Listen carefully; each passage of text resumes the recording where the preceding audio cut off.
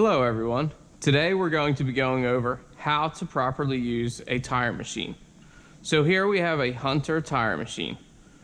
I'm going to go over each individual piece with you and the process. First things first, we got to place our tire up onto the machine. There's a alignment pin right here that we're going to make sure that that alignment pin goes into one of the wheel bolt holes from the back of the wheel. We do not want it to line up with the front, with the hole in the center. That's our centering hub, and you'll see what that's for in a minute. So let's lift our wheel up, line it up on that dowel pin. Now with it aligned on that dowel pin, we need to put our hold down into the center.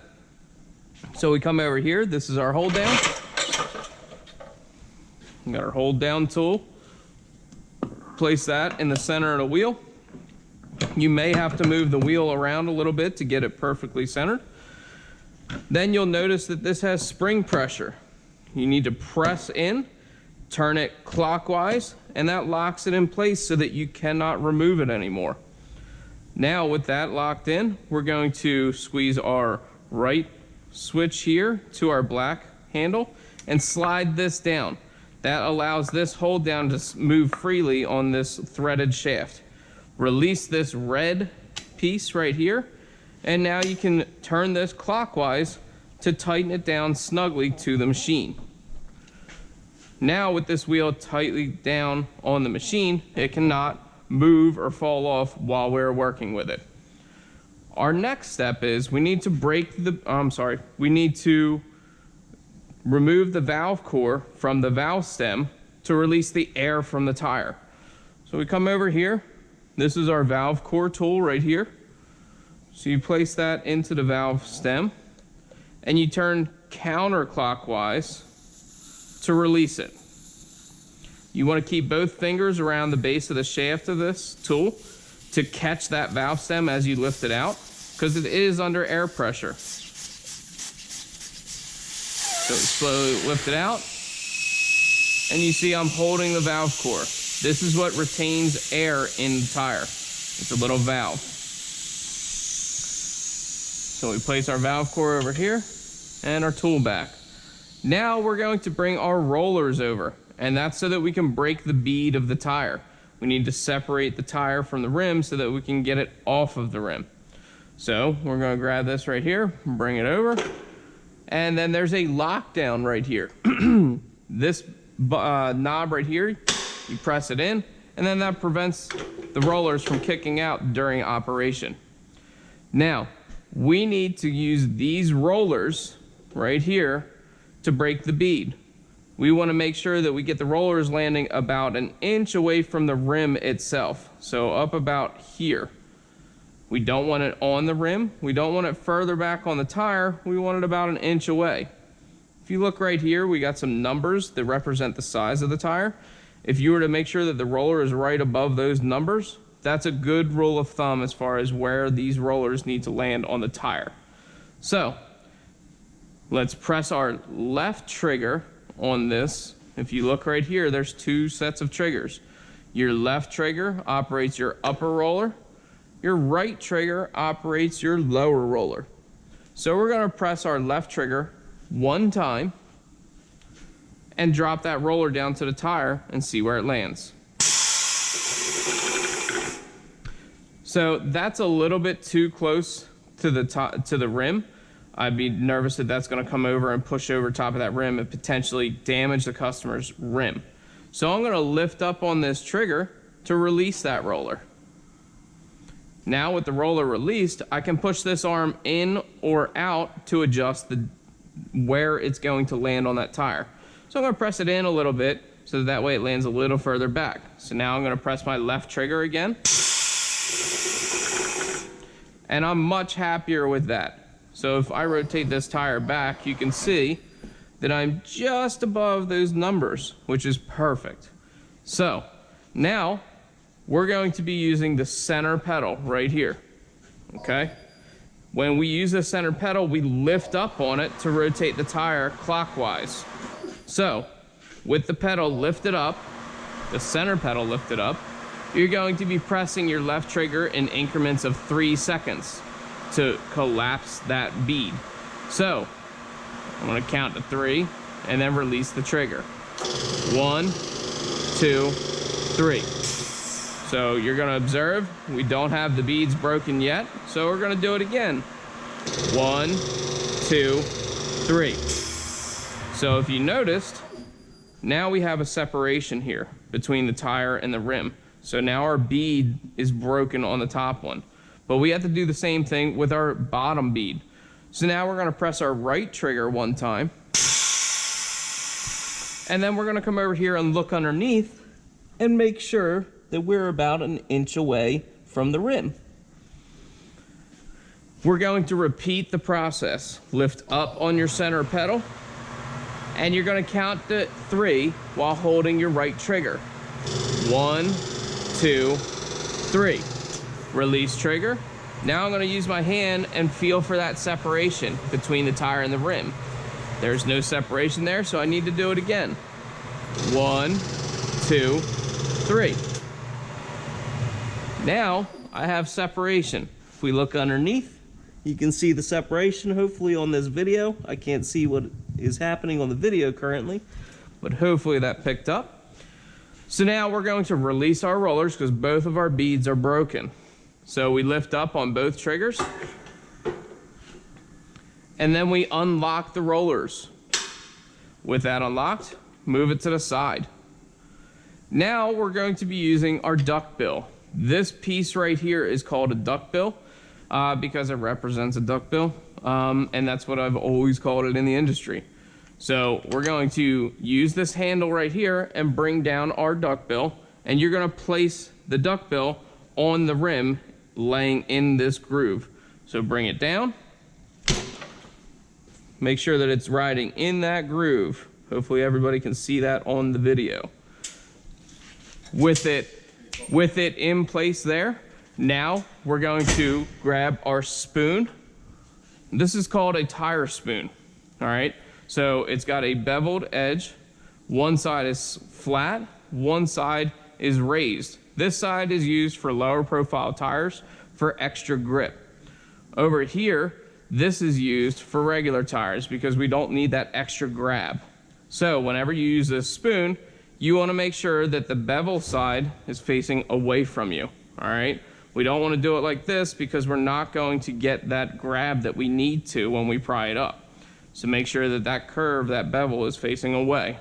So now we're going to take this flat side of the spoon and put it between the tire and the duckbill. See how it's got this nice little groove that it sits in? So you push that in there. Sorry, let me move this valve stem a little bit. So you're gonna push that in here. You're gonna hear that click. That's the spoon hitting the rim. And now you're going to use your right arm and pry that tire up over that duckbill. With that pried up over the duckbill, you're gonna switch to your left hand on the spoon and keep your hand open. With your hand open, you're going to lift up on your center pedal and continue rotating the tire.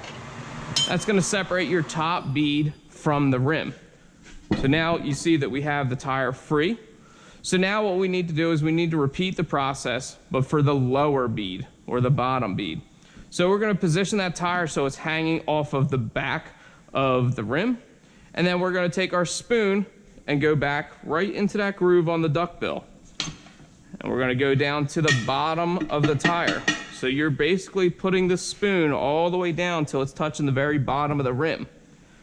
With it in place there, you're going to use your thigh, lift up on that tire. That's gonna give you the play that you need to be able to move that tire. And then you're gonna use your left hand and you're gonna lift up on the tire as you pry with your right arm to get that up over the duckbill. It's kind of like you're holding on and just falling backwards, so to speak. So it's one fluid movement, lift up on the tire, pry back. Now we're gonna switch to our left hand again, open palm, and you're gonna lift up on your center pedal to rotate it clockwise. So I'm lifting on my pedal, removing the spoon, and now we're going to remove our duckbill arm. So always use this handle. Do not grab right here because this is a pinch point. If you do that, boop, boop, boop, you're gonna lose some digits. So let's use our handle. With our arm out of the way, grab your tire, remove it, and place it on the ground. At this point, you would either be replacing the tire with a new one or potentially taking this tire to a repair station so that you can repair a damaged spot on the tire, whether it's a puncture or something of that nature. So we're gonna pretend that we just replaced the tire. So now we need to lubricate the tire to be able to get it back onto that rim easily. So we're gonna lubricate our beads. These are our beads right here. These are what seals the tire to the rim, and that way it keeps the air from escaping. So we're gonna come over here and grab our lube. This is just a bar of soap, guys. It's nothing crazy. It's not gonna hurt you. Nothing, chemical crazy in here. It's just soap. So we're gonna get this soap all bubbly, get it rocking. And then we're gonna come over here and lubricate our beads. So you wanna use a good amount. Then I'm gonna spin the tire. And then I'm gonna do the back one.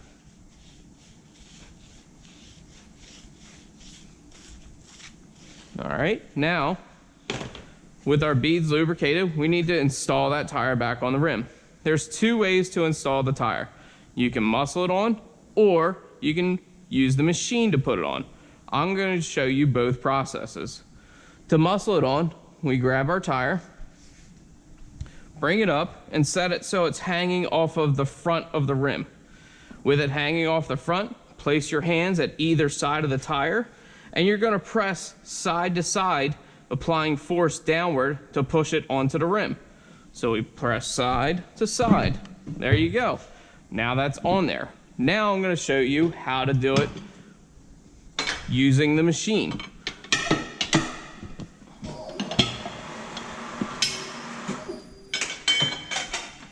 So now, let's pretend that I just lifted the tire up.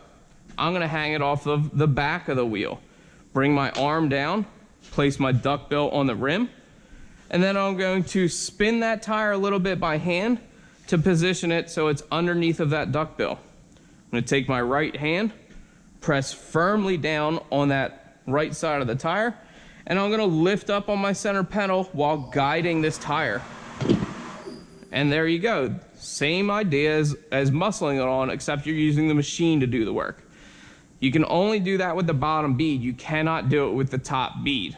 So we need to position our tire again so it's kind of hanging off the back. Now we're going to use this little bar right here. This is called an install assist lever. You have to pull it forward towards you to push it over top and then back in so that you lock it. That way it doesn't just flop out of the way. Next, you're going to make sure that your top bead is riding on the top of this duckbill. This way, we're not going to tear up the tire if it gets stuck underneath of that duckbill. Now, same thing as before, we're going to take our right hand, we're going to press firmly down on the side of the tire, and you're going to lift up on the center pedal while guiding that tire on. Do not lift your hand and move it on the tire. Press down on one spot and keep it there. Watch my hands closely. There we go. And you'll see that it's a little bit hung up here. You can do two things. You can use a machine to kind of finagle that with the rollers, or you can just take your hand and push it down. Now we're going to release our install assist. Push it forward, lift it over, grab your handle of your duckbill arm and lift it up. Now it's out of the way. Now we need to rotate our tire a little bit. Luckily mine's here, I don't have to rotate it. And get our valve stem over on this side. So we have our tire pressure tool right here. We're going to inflate this tire to 30 PSI. So we press this little lever right here, install that onto that valve stem firmly, release the lever, now it's on there tightly. Over here is your air pedal. This pedal has 3 stages. One stage, you're just putting air in. Second stage, it's rapid air, so it would inflate that tire faster. And then third stage would be for this tool right here. You press the pedal all the way to the floor, and that's for rapid tire inflation for larger truck tires. We're not going to use that because we don't need to use it for this type of tire. So I'm gonna press this pedal down to its second stage, and then I'm probably going to have to lift the tire a little bit to help it seat that bead. So as you can see, that little lift that I did helped the tire come up and contact the bead for air to get in and actually seal everything. So now as that's filling up, I'm gonna grab my valve stem tool, and I'm gonna grab my Schrader valve. I'm gonna set this up in the groove and then hold my finger against it. I release my air pedal to see where I'm at on the gauge, so I know that I'm about at 30. So now I'm gonna release this air pressure tool, and I'm going to put my fingers around this and guide that into the valve stem. I'm gonna tighten up this valve core